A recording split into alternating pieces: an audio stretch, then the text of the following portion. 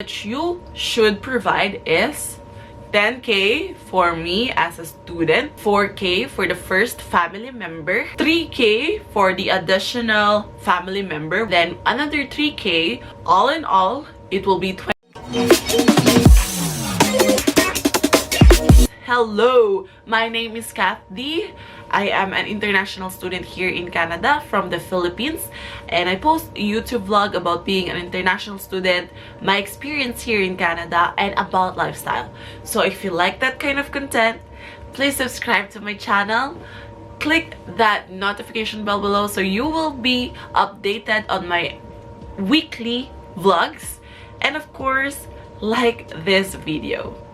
Yes, people, yes, you're right. I am going to discuss all about proof of funds in this vlog.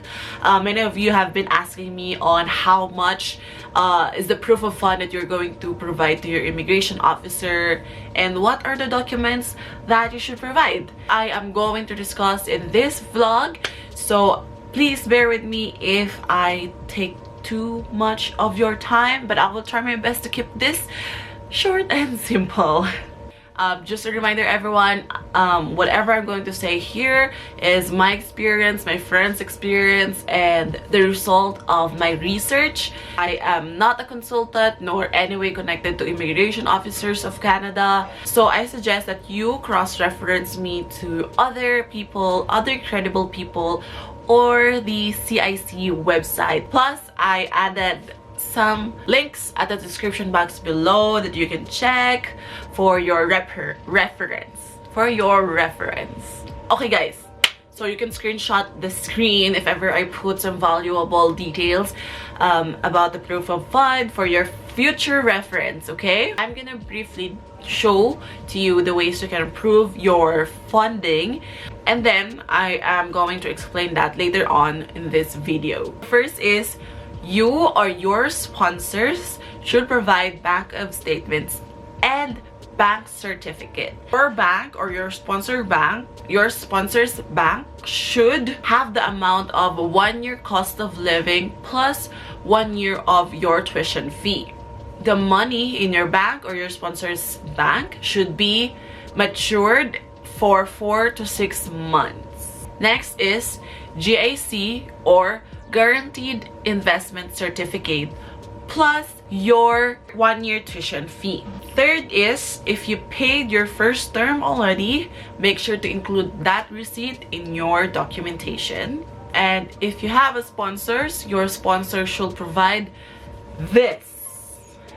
So first is the affidavit of support, bank of statement and certificate, government IDs, and if your sponsor is here in Canada, he or she should also provide T4 and housing certificate or tenancy contract.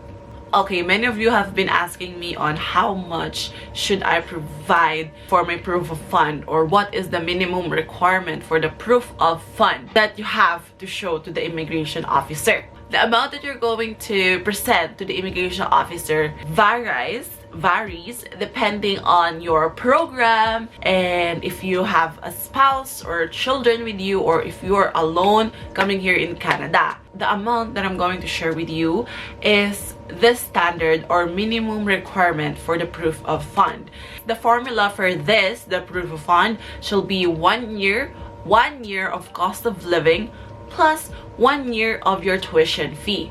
This formula, as you can see, 1 year, I only said 1 year because that's 1 year program. But if you have more than 1 year, then you should add on according to the years of your program. For your 1 year cost of living, according to the CIC website, you should provide 10,000 Canadian dollars. This amount includes your 1 year of expense, such as your monthly rental or your housing rentals, your groceries, your rent, your food, your housing rentals, your clothing, your medical insurance, and other. This amount, 10K or 10,000 Canadian dollars, is for one person only, for you only, for the student only, okay? But if you have a family member with you that will accompany you here in Canada when you're a student, then you should add additional for the cost of living. For the first family member, you should provide 4,000 Canadian dollars and add 3,000 Canadian dollars every additional accompanying family member. So for example, I will study, then I have a spouse, and I have 2 children that will come with me in Canada. The amount that you should provide is 10K for me as a student, 4K for the first family member, which is my spouse, 3K for the additional family member, which is my first child, and then another 3K for the second child. All in all, it will be 20,000 Canadian dollars. Okay, example lang na may asawa at anak ako $20,000. That is only for your cost of living. Again, that's only for your cost of living. You also have to provide a proof that you can pay your tuition fee. 1 year of tuition fee. Usually, the tuition will range for about 10,000 Canadian dollars to 20,000 Canadian dollars or plus. It depends on what program you are taking or which college or university are you going to enroll. For example, you're a single person that will come here in Canada and you're going to study in Humber College. The proof of fund that you have to provide is 10,000 Canadian dollars for your cost of living, and let's say 12,000 Canadian dollars for your 1 year of tuition fee. All in all, the proof of fund that you have to provide is 22 Canadian dollars. You can add more documents that could strengthen your application, such as your properties, certificate, investments. But again, guys, those are just supplement documents. You still have to provide the 1 year cost of living plus your 1 year tuition fee to immigration officer. You have 3 ways to show that you can afford your tuition fee and your cost of living here in Canada. First is through regular stream, which is to provide your bank of statement and bank certificate that is amounting for your cost of living plus your cost of tuition fee. That's the thing that I discussed to you early on in this video. Second option is GIC program. I have a lot of friends here in Canada that I met here in Canada that went through to this program. So what is GIC Kath Dee? GIC is Guaranteed Investment Certificate. In this program, you will invest on Scotiabank or other financial institution here in Canada for about 10,000 Canadian dollars to 50 Canadian dollars. You will invest in a period of time to have this money in your investment account. Then you can provide that GIC to cover your cost of living. Once you arrive here in Canada, the GIC program will give back to you the money each month for 12 months. So the amount of money will vary depending on how much you invested on GIC program. Apart from GIC investment, you will still have to provide the proof of your 1 year tuition fee through bank of statement or bank certificate.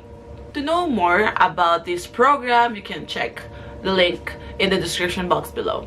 Third option is to have a sponsor for you to study here in Canada. That's what I did, guys. Your sponsors can go through regular stream or with GIC program. So if GIC program, your sponsor will invest money to the bank in your name. And then for the regular stream is they will provide their bank of statement and their bank of statement and certificate with amounting of cost of living plus your cost of tuition fee. To become an eligible sponsor, these are the documents that the sponsor should provide. First is affidavit of support. So in affidavit of support, the sponsor should state that they are going to sponsor you to study here in Canada. How will they sponsor you? Through expenses, your monthly expenses or your accommodation, or your tuition fee, they should also state your relationship. They should also state your relationship with them. And then also, your sponsor should provide or should state what is their motivation to sponsor you to study in Canada. Next is certificate of employment and 3 months pay slip. Of course, this is to prove that the sponsor is earning enough money to provide your expenses or your tuition fee here in Canada. Number 3 is, of course, their bank of statement and bank certificate to show, of course, to show that they can support you here in Canada. And if your sponsor is already here in Canada, they should provide T4.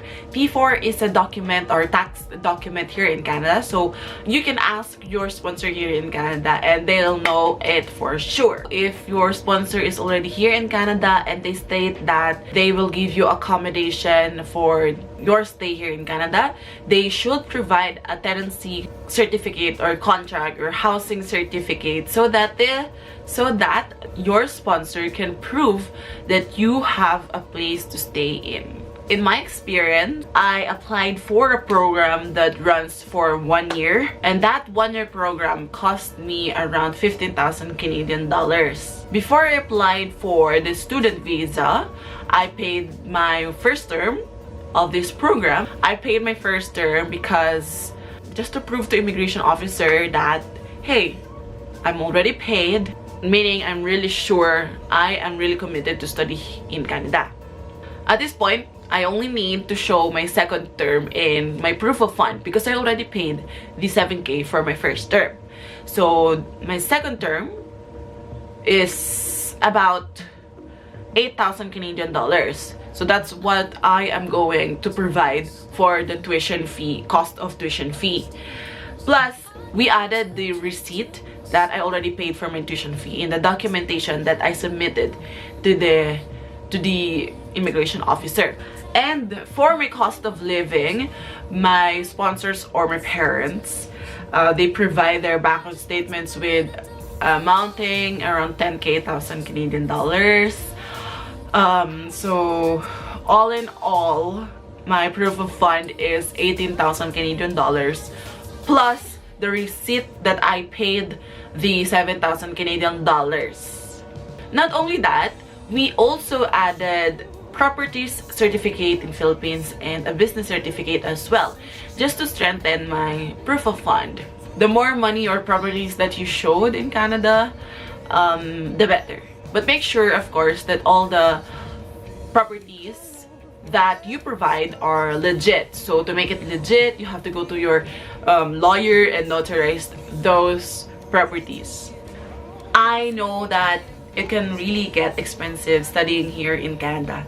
Again, it is a big investment. That's why if you really want to study here in Canada, you have to commit on it, strategize, research, and when you come here and when you're already here in Canada, you have to give all you've got to give back all that investment that you put up just to study here in Canada.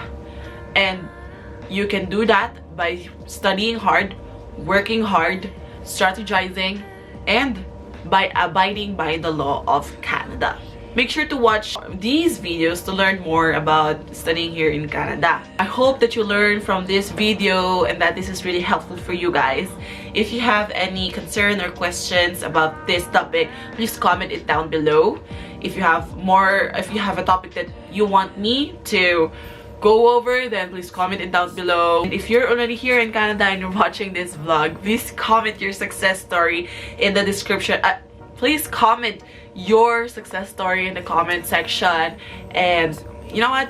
Our kababayans will really need that, and it will really mean a lot to them. So yeah, bayanihan lamang. Thank you so much guys for watching, that you're still here till the end of the video. Hoping and praying that you have a wonderful day and life ahead of you. See you on my next vlog. Bye-bye! Trabaho na ako.